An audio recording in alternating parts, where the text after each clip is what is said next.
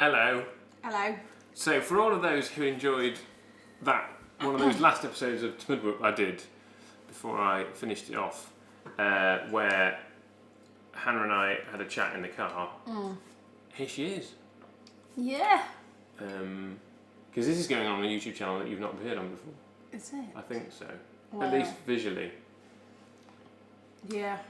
So we've both seen it already, but we've just rewatched the Doctor Who trailer, and we thought we'd have a little sit down and chat about it. And you're grinning like a well, no, a grinning because I thing. have issues. I have issues already, but then also positives. So should we start with the positives then? Okay, so the positives is obviously I was very concerned that upon making the Doctor a woman, you had to not write her as if she was a man and if she was going to be treated like a man. So I was very pleased that people questioned her authority, because that should happen all of the time, because that's reality of being a woman. Right. But because she has two male companions, like, why do they believe that she's in charge? Because some men told them. What? So the response, because, okay, so in the trailer it says, oh, right. So there's why is she in charge? Why are you looking at her? Because we say so. Because we say so. So it's still, like, she's still getting her... I think we're going to have to see the scene in context. We are. Of the series. But I'm just going to, it's just... I think I think it's slightly inevitable. It's going to really annoy me if all of her, if she's only ever believed by other men because she has men following her. It's like the whole, you won't leave me alone unless you think another man has ownership of me, blah, blah, blah, blah, blah. Also, why is she wearing impractical clothing? Why is she wearing trousers that don't come to your ankles? That's cold. She's going into hostile environments. All the men get proper trousers.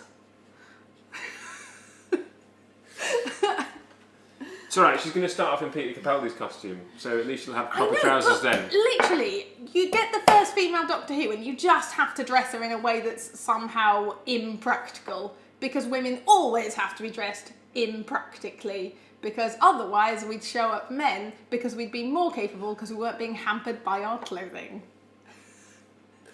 She doesn't look like she's being hampered by her clothing, just that her ankles would get quite chilly. Exactly. You're like, you know, poisonous undergrowth. But she's a northerner. She's got tough legs. Aside from like the fact that it's Jodie Whittaker, and I still haven't quite got my head around the Doctor being a woman. The fact that she's not only northern, because we've had one of those before, but from my part of the north. Our part of the north. Yeah, but you were born near Hull. Come on, it's pretty close. Okay, it's all Yorkshire, it's right? Pretty Yeah, close. fair it's enough. All Yorkshire. Come on, dude. Anyway. Also, the first episode being set in Sheffield, that's ever so slightly weird. They had to wait till I'd been gone for a decade before they came to Sheffield to film an episode. I like the fact that there's like spaceships and things. And there's some quarries in Wales. Probably, yeah. But Look like but it like okay, there was a shot of her standing in Capaldi's costume in a tower block, which is clearly the Sheffield episode.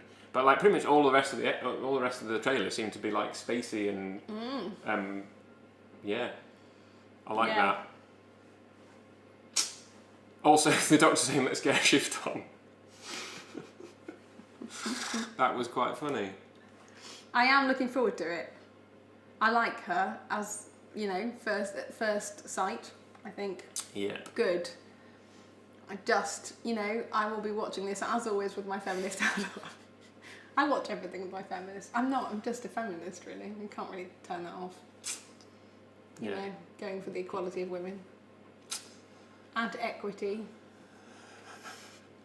For the person who told me that there is no inequality in this country because it was against the law. Yeah, there's no burglary either, because that's against the law. That's against the law too. That's the worst argument I've ever heard. That's not true, I've heard worse. Yeah. Anyway. It wasn't supposed to be an argument. It was a statement. Just quoting the pteroleptal leader from The Visitation, which is a 5th Doctor episode, which you definitely haven't seen yet. No.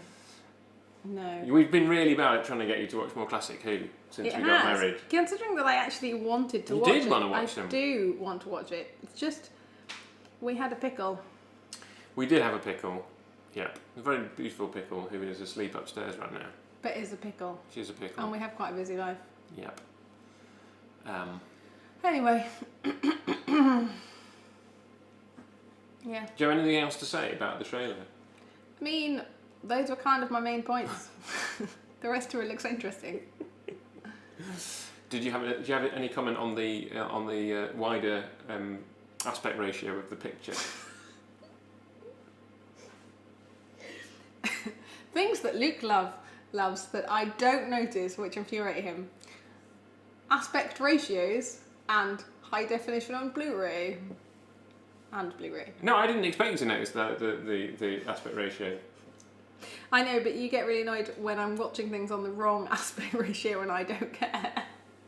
Yeah, but that's more the whole, like, why do they broadcast stuff in 4:3 and stretch it out? That's not your fault, that's just TV channels being stupid. Yeah. I understand that it doesn't bother you enough, that's fine. Anyway. But yeah, they're going for a slightly more cinematic, I think 2:1 ratio rather than 16:9. Wow, that's fascinating. Basically, it means there were black bars at the bottom and top of the picture, but you didn't notice that. So no, I didn't. Oh, also, it's weird because I've got so used to Peter Capaldi over the last 4 years going, don't forget to subscribe to the Doctor Who YouTube channel, and now it's going to be her. I never listened to that bit, so I didn't notice. Also, I've basically declared that Doctor Who didn't exist for the past 4 years because he stole the co-author burger. You're never going to let that go, are you? No, I think he's a lovely man, but he's never a doctor. Oh! Anyway. No, remember, Matt Smith wasn't the Doctor. He was the one that wasn't the Doctor. Peter Capaldi most definitely was. Come on, even if he wasn't well served by a Doctor who wasn't the Doctor, I can have a Doctor who isn't the Doctor either, even if it's not the same Doctor. Yeah, technically you can. I reserve the right to tell you that you're wrong about which Doctor you don't like. Yeah, and I know there would be. Please comment. Please tell me in the comments that I'm wrong. I know that there are plenty of you that love Matt Smith as a Doctor. I don't think anyone will anyone agree with me as far as Peter Capaldi? I mean, I didn't have a problem with Peter Capaldi. Yes, the BBC. Have you not heard? Some BBC reporter wrote, "This will be a good refresh after Peter Capaldi, who was not universally loved." Like the BBC, or well, not the BBC as a whole, but some hack. There's been lots of comment on Twitter over the last few days about, and lots of pictures of Peter Capaldi going up with the hashtag universally loved to prove. I think the problem is always I didn't have a problem with Peter Capaldi as the Doctor. I had a problem with the writing. Well, we have a new head writer. We do. Who long may wrote it some never scripts before. ever be Stephen Moffat again. Well, Russell T Davies never came back after no, I think to we're write safe. Stephen Moffat, so I think Chibnall is probably not going to bring Moffat back. You know, destroy anything else that I love. What, Stephen Moffat? Yeah. Well, that's entirely possible. There's nothing really on there that I love. Anymore. I mean, if Stephen Moffat wrote the next Jane Austen adaptation, you probably wouldn't be on board, would you? I don't watch Jane Austen adaptations, though. I watch certain Jane Austen adaptations, and the rest I just ignore the existence of. Right. It works well for me as a method. Yeah. Yeah. Shall I go ice some snowflakes? Let's stop, shall we? Yeah.